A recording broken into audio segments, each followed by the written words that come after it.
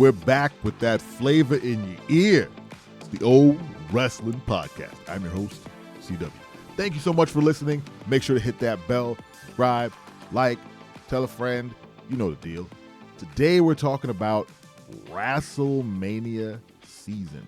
We're at the cusp. They say Royal Rumble kicks off the road to WrestleMania, and it is mere days away, hours away, sleeps away from, in my opinion, the best show WWE has. The best PLE, pay-per-view, premium, whatever event, whatever you want to call them. The Royal Rumble is, to me, the best thing WWE has going. Why? Because it is a spectacle, it is gimmicked, and a large portion of the roster is involved. So WrestleMania is the culmination of lots of stories, and it's very Hollywood, it's very glitz and glamour, and it's it's 2 nights of, 4-hour shows of just wrestling. People come out, they wrestle. There's no stories being told, set up, I should say, for the next day. Well, maybe. It's just finishing stories, beating each other's face in, just match after match after match. That's what WrestleMania is. But the Royal Rumble is like this. It's an event. Like you build up to the Royal Rumble. You know that when the new year hits, you're gonna get 30 men in the ring. You're gonna get 30 women in the ring. They're gonna throw each other out. There's gonna be goofy moments where people are just kind of sitting there waiting for someone to come out. You have the anticipation of just people you didn't think would showing up. You have your surprise entrance, you have your goofy entrance, you have your team ups, you have your betrayals, you have how is Kofi gonna hang outside the ring? Will he do it this year? Will evil Kofi give people what they want and have some sort of evil way to get back in the ring? I don't know. Is he even in the Royal Rumble? He hasn't declared. I don't know. But all that being said, it's definitely the most fun, and it's what pops me the most. I'm like, oh snap, so and so came out. Last year didn't do a whole lot for me, and I think it's because it was all in service of getting Cody Rhodes to the show, right? But this year feels different because I don't know about you, but I have approximately 0 guesses for what the WrestleMania card is this year. I have no idea what they're working towards, not even in the slightest.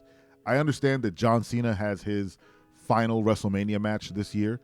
That's fine. Is it for a title? Maybe. Who knows? Maybe his title comes at SummerSlam. Maybe his title comes at the end of the year and he vacates it. I don't know. Will they give a WrestleMania spot to John Cena? 100%.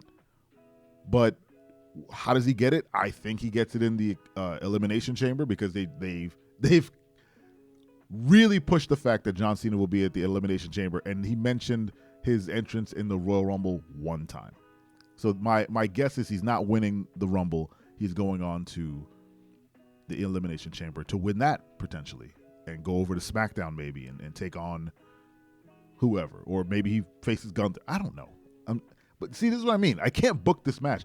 I can't book WrestleMania because this Raw that we just got from it, it solidified more names in the Rumble. I believe Carmelo Hayes announced his entry during a commercial break on Raw. Hey, these commercial breaks on Netflix friggin' suck. They're doing commercial breaks while things are happening now. And come on, do the picture-in-picture or something. It's Netflix. The fact that Netflix is just TV now really anyway, I'm not going to get on this. The transfer window sucked up a bunch of wrestlers no one's using and shuffled them to each show, but the main roster kind of remains the same. Damian Priest went over to SmackDown. Zelina Vega got removed from the LWO and is now moving over to SmackDown as well. Austin Theory and Grayson Waller are now back on Raw to, no one caring. I mentioned Damian Priest. I don't know who else moved, but you can expect Damian will be in the Royal Rumble. I expect, Austin Theory and Grayson Waller will probably be in the Royal Rumble. The Creed brothers probably going to show up. Who knows? But it's an exciting time.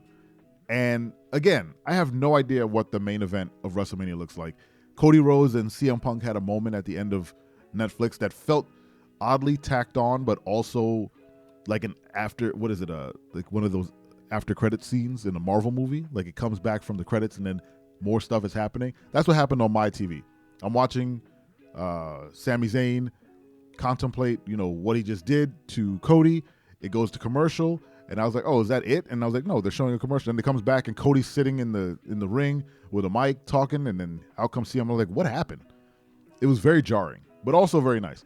They had a moment, and they set up this sort of narrative that CM Punk's going to win the Royal Rumble. But then, throughout the whole night, everyone was mentioning, was it Seth Rollins came out and he said, "Who do I challenge when I win the Royal Rumble? Is it Gunther or is it Cody?" And no one's given Kevin Owens the time of day to say that he will win, which makes me believe, oddly enough, that he's going to beat Cody at Royal Rumble because everyone's overlooking Kevin Owens, and that's never a good thing, right? I feel like this is all calculated, right? No one said, "Do I challenge the winner of Cody and Kevin Owens?" Everyone just defaults to, "Do I challenge Cody at WrestleMania?"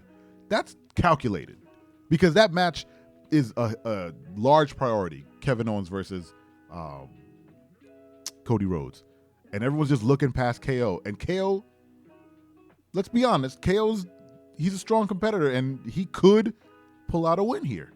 And they presented Cody as this frazzled, beaten down, weary champion at the end of Raw when CM Punk came out to confront him, and there was some heelness in Cody. I don't know if you guys noticed that, like he had that vacant, angry look in his eye, like I'm ready to snap. Are we getting heel Cody? Are we getting it? We might get it if Kevin defeats him, but there are so many benefits to Kevin Owens winning. One, we get a new champion between now and WrestleMania, which is great. It's Kevin Owens. He gets his title back, which is great. Cody has the freedom to, go heel or, climb another mountain, have a new story, find a new opponent for WrestleMania. Who knows? Get him in the Elimination Chamber, which would be cool. So many options open up if he just drops that damn belt. And give it to KO. And KO's having a great time. And he might switch the belt to the Winged Eagle. Just completely. Which, whatever. Be fine with that.